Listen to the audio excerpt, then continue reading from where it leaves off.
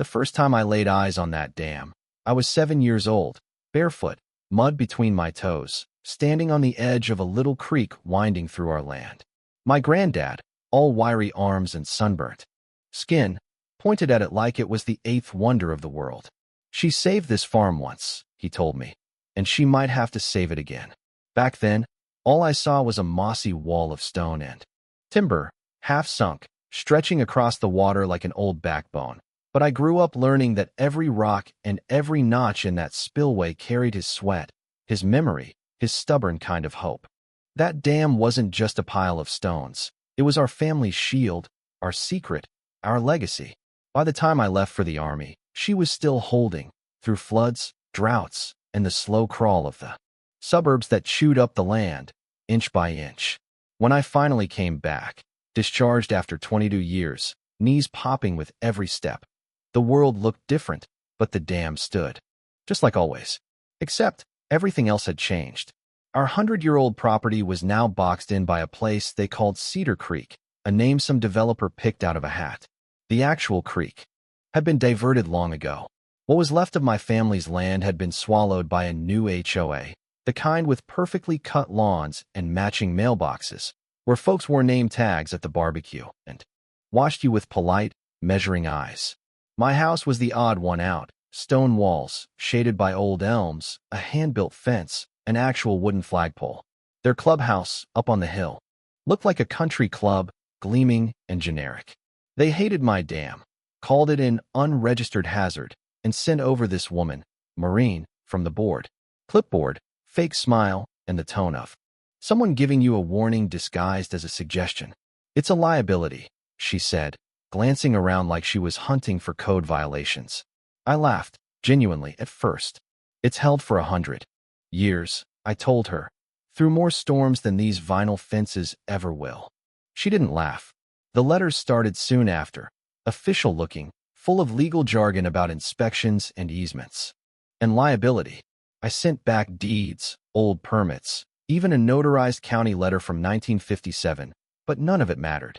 At the next open meeting, I stood and laid out the facts about water management, about how I'd built bridges under fire, about the science of runoff.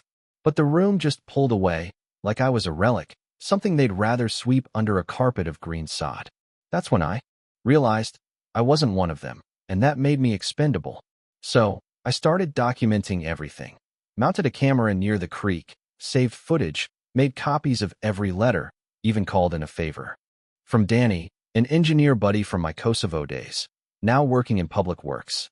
Things got real quiet after that, until one morning I felt the ground shake and looked out to see 2 backhoes parked by the dam, contractors, not city guys, and one of them was Maureen's brother-in-law.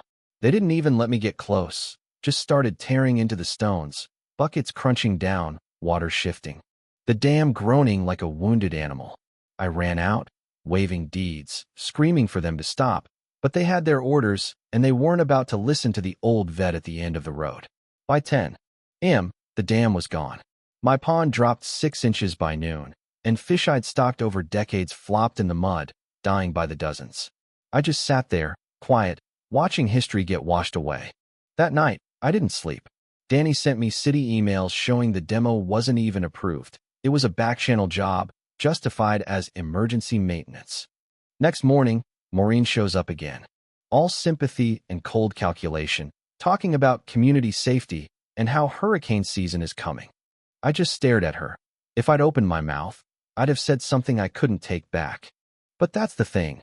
Nature doesn't care about HOA politics or phony smiles. Removing the dam shifted all the flood pressure right downhill, straight at their fancy new clubhouse. Built 2 years ago with no real foundation or buffers, just big glass windows to impress buyers. Through Danny, I found out the board was trying to push for expanded green space right where the creek would run wild. Once my pond was gone and my boundaries erased. This wasn't about safety, it was about land, about pushing me out for their next project. I filed every complaint I could, property destruction, violation of ordinances, the works. The county clerk, Elaine, frowned when she saw the paperwork. They didn't file anything official for that demo, she told me. No record in the system means no accountability. Meanwhile, The weather forecast went from bad to biblical. A tropical storm spinning up from the Gulf, every weatherman in town drawing red blobs on the map. Warning of record floods. I walked the land every evening, feeling the soil go soft, the water carving through where the dam used to hold. The HOA, meanwhile, sent out a glossy flyer, inviting everyone to celebrate their expanded water views. They took pictures from the spot where the dam had stood, showing off the view, never guessing what was about to come. When the rain finally arrived, it came like the sky splitting open. I sent a last warning to the HOA board: sandbag the clubhouse, prepare for the worst. I got a canned reply from Craig, their legal expert: please direct future messages to the HOA's general inbox. This matter is considered closed. By 8:30, the rain was coming down in sheets, the old creek channel turning into a roaring river. I saw Maureen on the clubhouse patio, arms crossed, umbrella useless, teenagers poking at the mud with garden shovels. I tried to warn her. She didn't want to listen. By noon, water was everywhere, splitting across my land, surging toward the clubhouse. My generator kicked on. Cameras came back online just in time to see a wall of water slam into the rear of the building.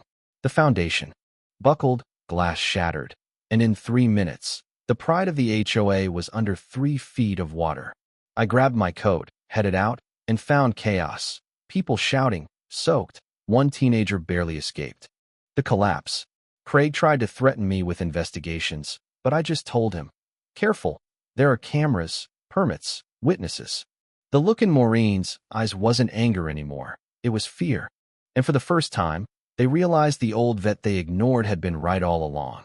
In the days that followed, the storm didn't let up, the rain pounded down, and the neighborhood went from unity to suspicion, whispers that maybe I'd sabotaged the dam, that my house survived while theirs flooded because of something I did.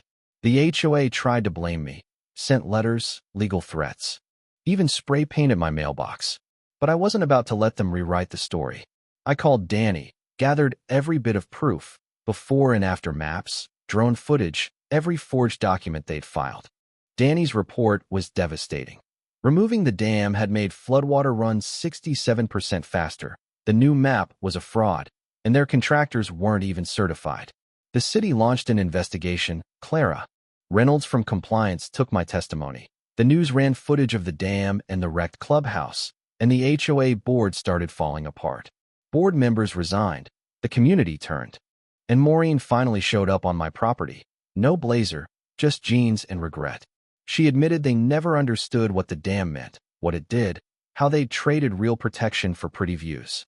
In the end, the HOA dissolved, the city took over, and I helped design a new retention basin, smarter, more resilient, built by neighbors who finally understood what stewardship means.